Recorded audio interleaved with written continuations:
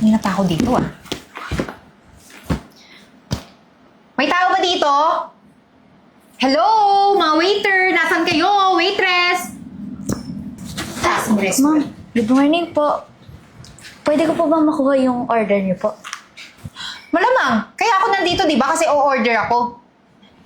Eh sana, kung lumapit ka kaagad kanina, nandito na yung order ko at tapos na akong kumain. Ma'am, pasensya na po. May inasikaso pa po kasi akong ibang customer. So yun lang yung aasikasuhin mo. Eh nakita mo naman, di ba? May pumasok na bagong customer. Dapat yun yung inaasikaso mo agad. Hindi sa customer na kanina mo pag binigyan ng order. Pasensya na po. May nare-request pa po kasi silang order. Inasikaso ko lang po. Ikaw lang ba waitress dito? Di ba restaurant to? Ang laki-laki nito oh. Ikaw lang yung nag-aasikaso sa lahat? Imposible naman yun. Eh, ma'am, may sakit po kasi yung katuwang ko po. Kaya ako po muna ang nag-aasikaso dito. Bakit ang dami yung dahilan? Alam mo, huwag ka na lang magpalusot. Aminin mo na lang na mali ka.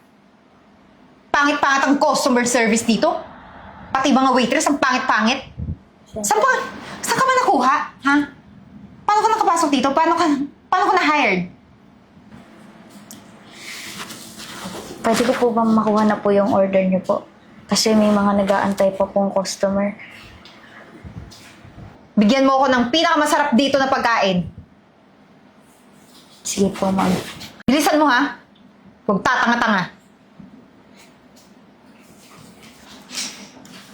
Ma'am, sorry po sa pag-aantay. Ito na po yung pinakamasarap na pagkain po namin dito sa restaurant.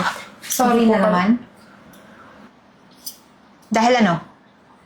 Alam mong 30 minutes ako naghintay? Siguraduhin masarap to ha.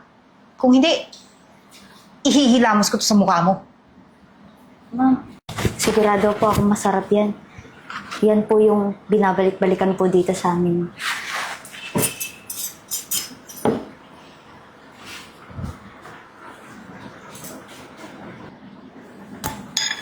Naman? May problema po ba? Pinaghintay mo na nga ako ng kay tagal. Ang lamig pa? Anong klaseng serbisyo to?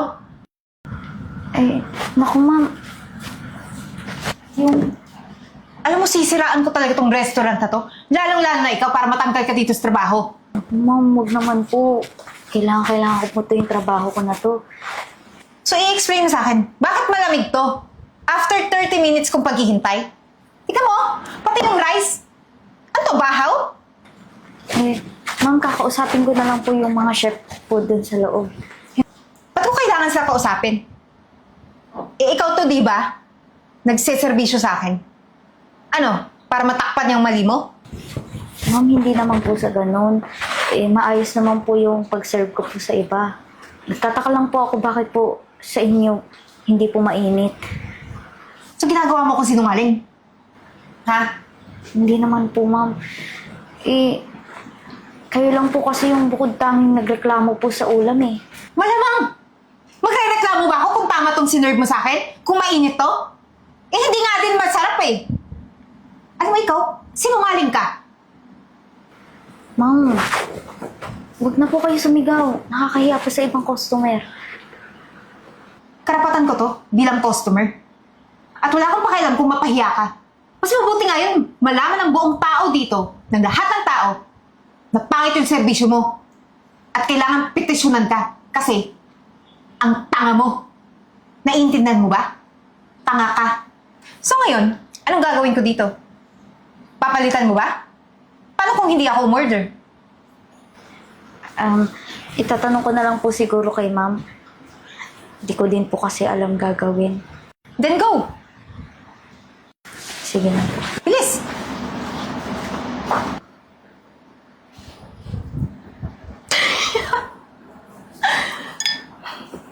Tanga-tanga talaga. Palibhasa sa mga waiter, takot sa mga customer, lalo na kagaya kong mukhang mayaman. Sarap? Ano ba yung hinalo nila dito? Sarap-sarap na. Oh my God. perfect na perfect yung lasa. Yung sakto lang yung anghang, tapos yung tamis ng gata. Ako, sarap talaga. Anong luto nito? Perfect talaga yung lasa.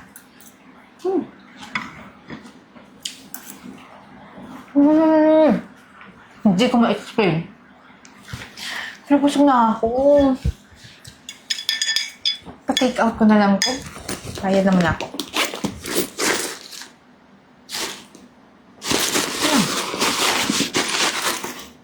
Kasi wallet ko.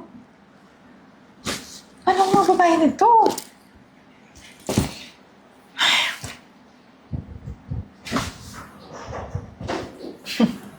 Pag sinwerte ka na naman.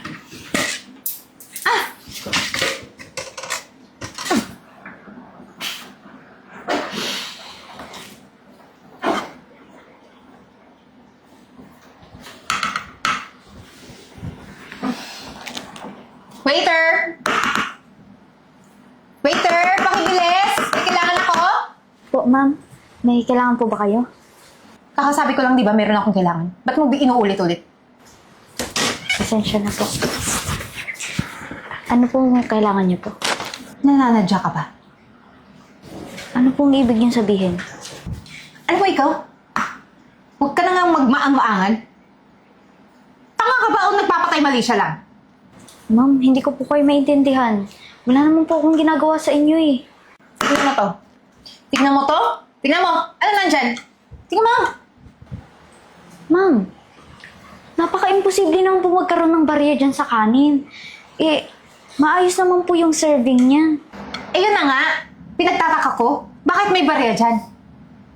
Alam ko na. Gumaganti ka sa akin kasi binungangaan kita kanina, di ba? Naku ma'am, hindi ko naman po kayang gawin yan sa inyo. Anong hindi? Hoy, hindi ako tanga, hindi ako bobo para hindi isipin yun. Kaya ikaw, ayusin mo yung trabaho mo. Kasi once na makausap ko yung manager dito o may-ari, mawawalan ng trabaho. Ma'am, wag po. So anong gusto mo? Babayaran ko to? Excuse me! Madumi!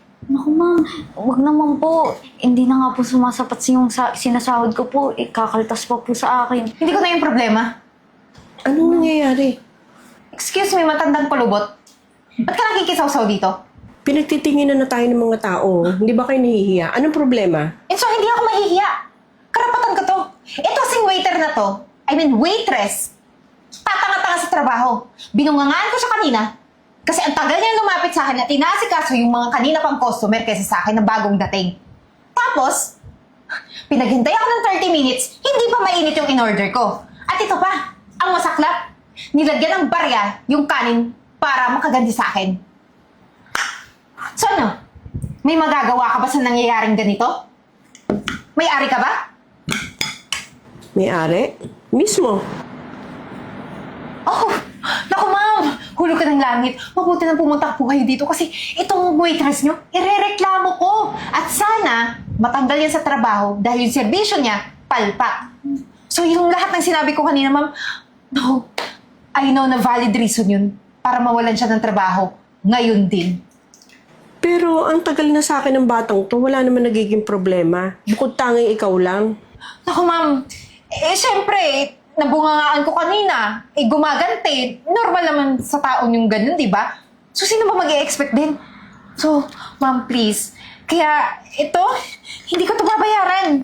Konti lang naman yung nakain ko din eh, kasi busog ako. Ma'am, hindi naman po pwede yun. Eh, nakain niyo na po eh. Hindi ko na yung problema. Ikaltas mo na lang po sa sahod niya, okay? Hindi naman po pwede yun. Sakto lang din po yung sinasahod ko. So problema ko pa. Kung kulang pa yung sinasahod mo dito. Eh dyan ka sa amo mo magreklamo. O ano ma'am? Parang walang lugar para tanggalin ko siya. Kasi hindi ako naniniwala sa sinasabi mo. Wait lang po. Customer is always right, di ba? So kailangan sa akin ka pumanig. Ba't dito sa palpak na to? Eh kitang-kita naman oh. Kitang-kita mo naman yung barya. Imposible naman kung sinong naglagay niyan. Customer is always right kung makatao talaga. Pero sa isang gaya mo, hindi ka makatao eh. Teka lang po. Ano pong ibig niyo sabihin? Nagsisinungaling ako. Yes. Maghapon ako nakatutok sa CCTV. Kitang-kita kong ikaw mismo ang naglagay ng barya dyan sa kanin mo. Sayang yung ganda mo, miss. Ang ganda-ganda ng pananamit mo kung ikukumpara dito sa waitress dito.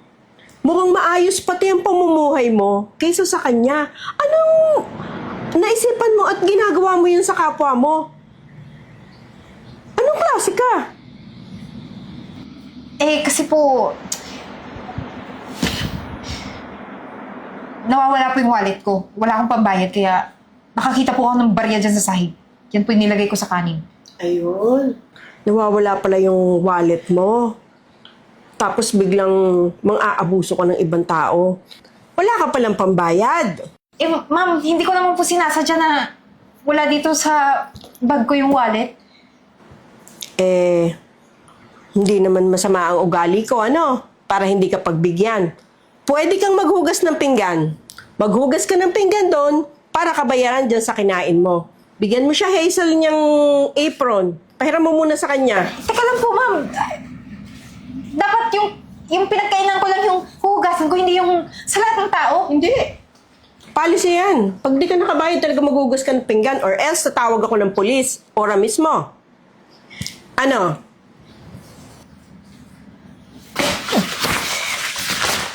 Sa may kusina. Ayun, miss, oh. Diretso ka lang. Ang ganda ng maghuhugas natin ngayon. Ako, ma'am, maraming salamat po Kasi kung hindi po kayo dumating, ano na po mangyayari sa akin? Next time, pag may mga ganong customer, tawag ka agad sa taas. Hindi pwedeng patagalin kasi tinitingnan na kayo ng tao kanina kaya ako bumaba. At saka huwag kang papatalo sa mga ganong customer. Minsan talagang may customer na makakapal ang mukha. Tapang-tapangan, ganyan. Kailangan pakita mo, ipaglaban mo yung right mo. Hindi pwede na titiklop ka lang sa kanila. Naku, ma'am, pasensya na po, pero hindi ko po kasi kaya maging masama sa ibang tao, kaya tinatanggap ko na lang po kung ano po yung ginagawa nila sa akin. Isang aral yun sa'yo, no? Sa susunod, huwag nang ganyan. O, sige, magbihis ka na. Day off mo na ngayon. Ma'am, O, di ba? May tagaligpit tayo. Sige na. ako, ma'am.